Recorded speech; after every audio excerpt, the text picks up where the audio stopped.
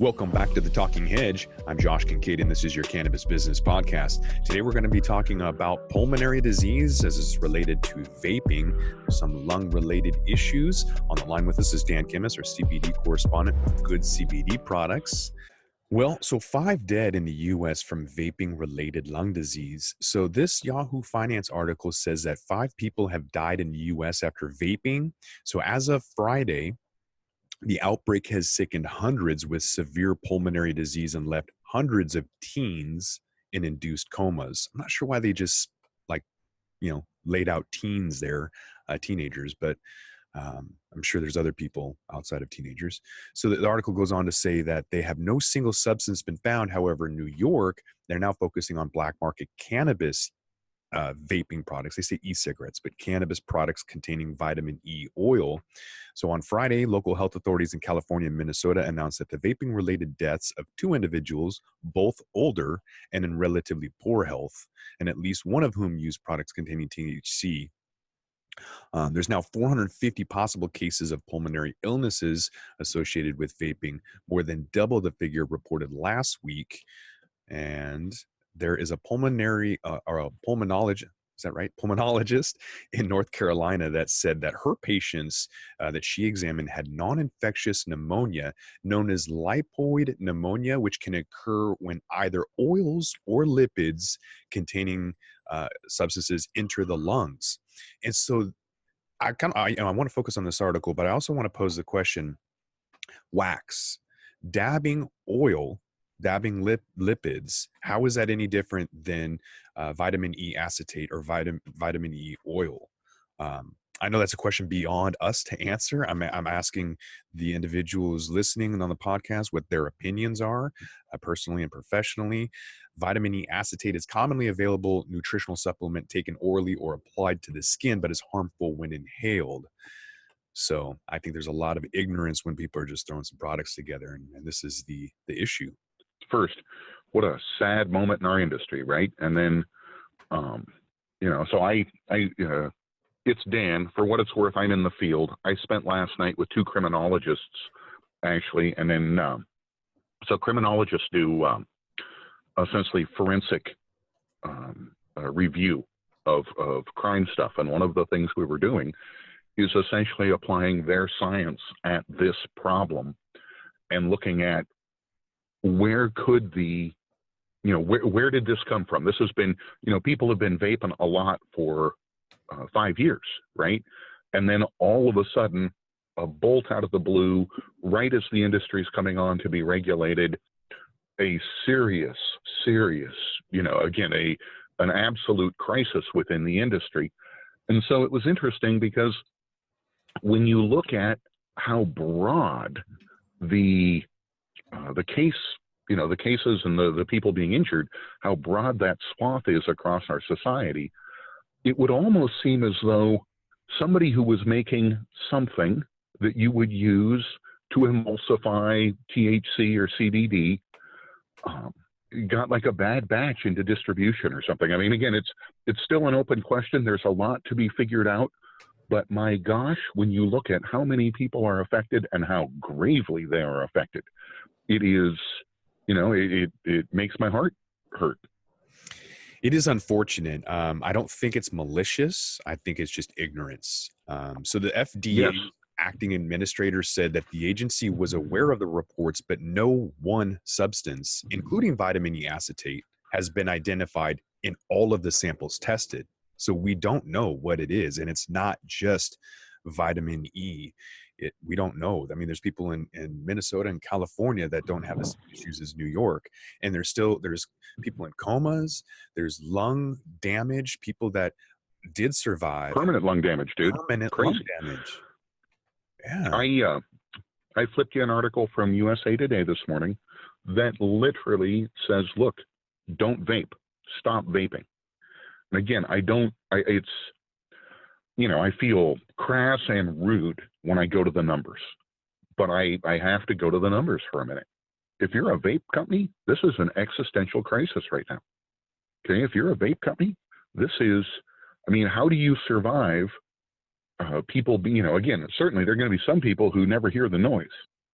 But if you're in the margins, if your business is on the edge, well, today you have less customers than you had yesterday because, again, this is a serious thing. And it also, it really does illustrate very clearly why regulation needs to be in place and why enforcement and why quality assurance and all of these things.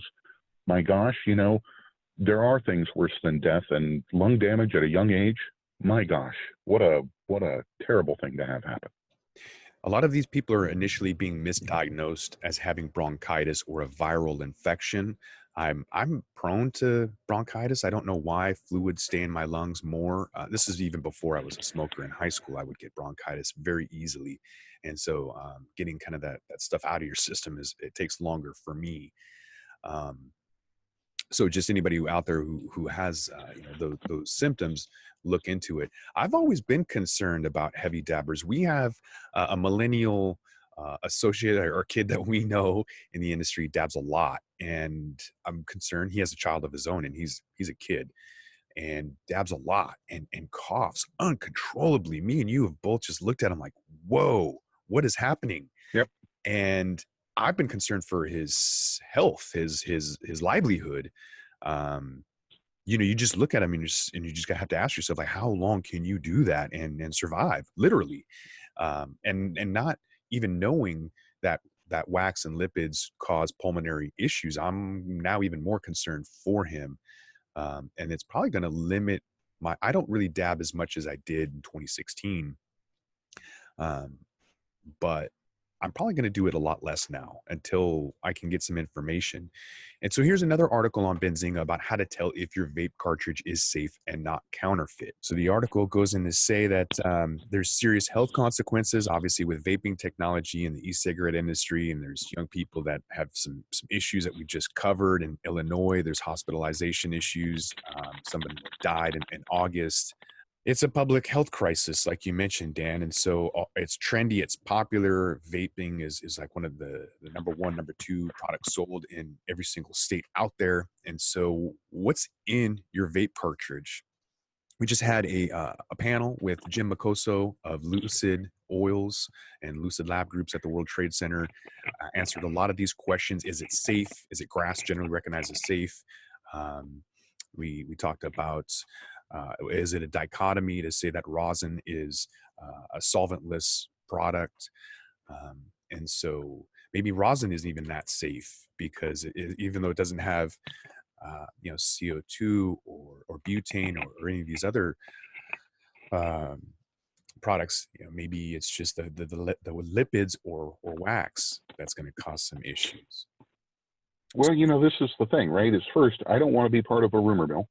Okay, so I try and avoid speculation. Mm-hmm. Second, I would simply say, I've had people laugh about regulation and enforcement, and and I've been inside, and in fact, I've seen places where they're doing they're making things that you're going to consume in a carpeted room, or they're buying materials outside of approved supply channels, or a lot of different things with some of these companies. And I think there's been a sense of impunity, right? A sense of, yeah. I mean, look at all the people using our products. Nobody's ever been hurt. It is interesting to me at a personal level. I find frankly, the math, the odds of this happening all of a sudden right now. Right now, enforcement is a big deal, right? Regulation is a big deal. And this happening right now feels oddly coincidental. I don't like being, a conspiracy theorist, and at the same time, I'm also not a fan of coincidence. So, I don't know, Chronic. To me, this is the first time I felt like this industry really, okay, we got to grow up. We got to grow up. It's an interesting take, and it's not that far-fetched to say that there could have been sabotage to force regulation. Facebook wants regulation to create a barrier to entry. Altria, parent company of Philip Morris, wants vape pens and Juul and flavored pens to be regulated to create a barrier to entry. So it's not all that far-fetched to say that there was some sabotage going on. I don't know, but Yeah, again, I want to be very clear. Right now, it's so speculative, sure. right? I mean, again, I have, no information that would indicate any of those things except time to be sad for the people who are hurt. Mm-hmm. And at the same time, my gosh, I mean, right as the industry is starting to just march and roll, here comes literally, the angel of death. Mm-hmm. It's a very, I don't know, dude. I don't know. Mm-hmm. On the Talking Hedge, your cannabis business podcast. So the contaminants I try to avoid in my vape cartridge and my vape pens is glycol. There's polyethylene glycol, propylene glycol, vegetable glycerin. They all kind of help to make your oil smokable, right? You have to kind of water it down. And I try to, but you're it gives me a scratchy throat feeling. I don't like it, and I just avoid it. Yeah, you're counting on somebody putting that information on the packaging. And again, I find myself in a place when I look at these labs, I want to be clear. I don't know, but I have seen situations where somebody goes over to the shelf, they're looking for component A. Geez, we're almost out of component A. And somebody says, well, then use, component D. And everybody's eyes roll. And the next thing you know, somebody comes over and pours some component D in.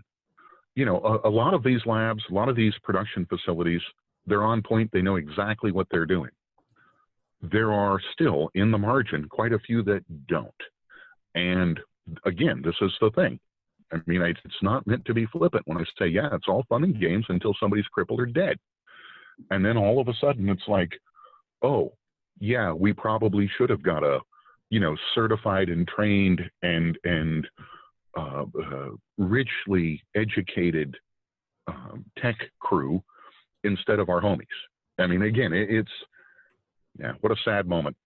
Yeah, I guess in order to tell if your vape cartridge is legitimate or counterfeit, don't buy it out of a trunk of a car. And when I was in Miami, right, on my way to Puerto Rico, I noticed some CBD stores and they look counterfeit. But if you're from Georgia or you're from Illinois and you're on spring break and you're in Miami, how are you going to know the difference?